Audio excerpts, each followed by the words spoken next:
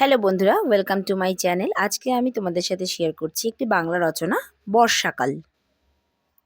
ভূমিকা: বাংলার ৬টি ঋতুর মধ্যে বর্ষা সম্পূর্ণ ভিন্ন ধরনের। বর্ষাকালে মুষলধারে বৃষ্টির কারণে প্রাকৃতিক দৃশ্যের পরিবর্তন হয়। বাংলা মাস হিসাবে আষাঢ় ও শ্রাবণ ২ মাস বর্ষাকাল, কিন্তু এদেশে বর্ষা চলে ভাদ্র মাস পর্যন্ত। গ্রীষ্মের তীব্র তাপে প্রকৃতি যখন উত্তপ্ত এবং রুক্ষ হয়ে ওঠে, তখন বর্ষা শীতল জীবনের নিঃশ্বাস নিয়ে আসে। নেক্সট পয়েন্ট: বর্ষার আগমন। গ্রীষ্মের প্রচণ্ড উত্তাপের পর অতি ভৈরব হর্ষে নতুন বর্ষার আগমন। বর্ষা বাংলাদেশের আকাশ ও মাটিতে রং ও রসের অফুরন্ত উপহার নিয়ে আসে। রূপকথার রাজপুত্রের মতো ছুটে আসে সে। তার রথের গর্জন শব্দ শোনা যায়, তার বাঁকা ছাদ জ্বলে ওঠে। এ সময় মাঠ, পথ, নদী, নালা, খাল, বিল জলাবদ্ধ হয়ে পড়ে। পৃথিবীর শুষ্ক দিন শেষ, শস্যের বাচ্চারা মাটির কঠিন বাধা ভেদ করে আবির্ভূত হয়। তাদের হাতে সদ্য অঙ্কুরিত বিজয় পতাকা। ফুলের বিকাশের লাবণ্য আসে। বর্ষা উৎসবে রূপ, রস, রং, শব্দ, গন্ধের গান ভরে ওঠে বাংলাদেশের আকাশ বাতাস। গেয়েছেন কবি রবীন্দ্রনাথ। পরের পয়েন্ট: বর্ষার প্রকৃতি। বর্ষা মানেই মেঘ আর বৃষ্টির মধুর খেলা। কখনো গুড়ি গুড়ি, আবার কখনো মুষলধারে বৃষ্টি। নাজিতা সবুজ পায়, বনানী হয়ে ওঠে সবুজ। শীতল বৃষ্টি প্রকৃতি ও জনজীবনে শান্তি এনে দেয়। গ্রীষ্মকালে শুকিয়ে যাওয়া নদী, খাল, হ্রদ, পুকুর পূর্ণ হয়ে যায়। মাঠ জলে প্লাবিত হয়। গাছপালা গ্রীষ্মের ক্লান্তি শেষ। বর্ষাকালে গ্রামের রাস্তাগুলো কাদায় ভরে যায়। নিচু জায়গায় পানি জমে যায়। প্রচুর বৃষ্টি হলে অনেক জায়গায় বন্যা হয়। ছোট ছোট গ্রামগুলো প্রাণ নিতে দ্বীপের মতো ভেসে বেড়ায়। এমন সময় নৌকো ছাড়া ঘর থেকে বের হওয়া যায় না। এই অবস্থা দরিদ্র মানুষের জন্য খুবই কষ্টদায়ক। নগর জীবনেও বর্ষার বড় প্রভাব পড়ে। ব্যাহত হচ্ছে স্বাভাবিক জীবনযাত্রা। টানা বৃষ্টিতে সড়কে পানি জমে আছে। যানবাহন চলাচল ব্যাহত হয়। যে কোনো জায়গায় পৌঁছাতে অনেক কষ্ট করতে হয়। নেক্সট পয়েন্ট: কৃষিতে বর্ষার প্রভাব। বর্ষাকাল কৃষি ও কৃষকদের জন্য একটি ভালো দিন। কৃষিকাজে প্রচুর পানির প্রয়োজন হয়। বর্ষাকালে কৃষক জমি চাষে ব্যস্ত হয়ে পড়ে। বাঙালির প্রধান খাদ্যশস্য ধান চাষের উপযুক্ত সময় বর্ষাকাল। এই সময় পানি ভর্তি মাঠে কচি ধান গাছ সতেজ হয়ে ওঠে।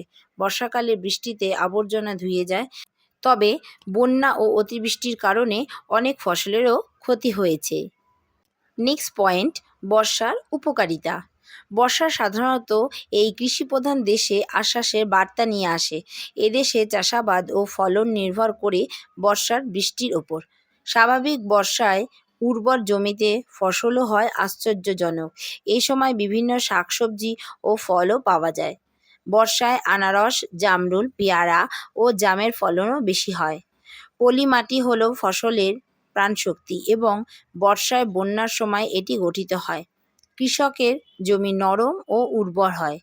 বর্ষাকালে মাছ দ্রুত বংশবৃদ্ধি করে। জলে টইটুম্বুর পুকুর পুকুর জলাশয় হয়ে ওঠে মাছের আরামদায়ক আবাসস্থল। নদীতে পানি বাড়ার সঙ্গে সঙ্গে নৌপথে চলাচল সহজ হয়। পরের পয়েন্ট: বর্ষার প্রতিকূলতা। বর্ষাকালে মানুষের দুর্ভোগও বাড়ে। ভারী বর্ষণে ফসলের ক্ষতি হয়। কয়েকদিন বৃষ্টি হলে নদী ও অন্যান্য জলাশয়ে ভরে যায় এবং বন্যায় পরিণত হয়। এতে ঘরবাড়ি, ফসল, গবাদি পশু ভেসে গেছে। গ্রামের মাটির ঘর ভেঙে যায়। বানভাসী মানুষের জীবন বিপন্ন। কখনো কখনো প্রাণহানির ঘটনাও ঘটে। অনেক মানুষ স্বাবলম্বী হয়। বন্যার কারণে নিত্য প্রয়োজনীয় জিনিসপত্রের দাম বেড়ে যায়। কলেরা, জন্ডিস, আমাশয়, টাইফয়েড ইত্যাদি রোগের প্রকোপ বাড়ায়। বন্যা মানুষের সীমাহীন ক্ষতিও করে। পরের পয়েন্ট: বাঙালির অর্থনৈতিক জীবনে বর্ষা। বাংলার কৃষকরা এই মৌসুমে বীজ বপন করে, চারা রোপণ করে। বর্ষা বাংলাকে শুষ্ক করে দিয়েছে।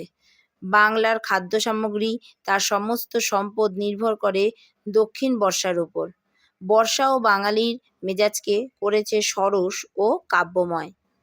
অর্থনৈতিক জীবনেও স্বাচ্ছন্দ্য প্রদানের মাধ্যমে তিনি তার সাংস্কৃতিক জীবনকেও গঠন করেছিলেন। রথযাত্রা, জন্মাষ্টমী, বর্ষমঙ্গল, বর্ষার বৃক্ষরোপণ, অবদান। শেষ পয়েন্ট, উপসংহার। বর্ষার কারণে বাংলাদেশ সবুজ। বর্ষা না থাকলে এদেশ মরুভূমিতে পরিণত হতো।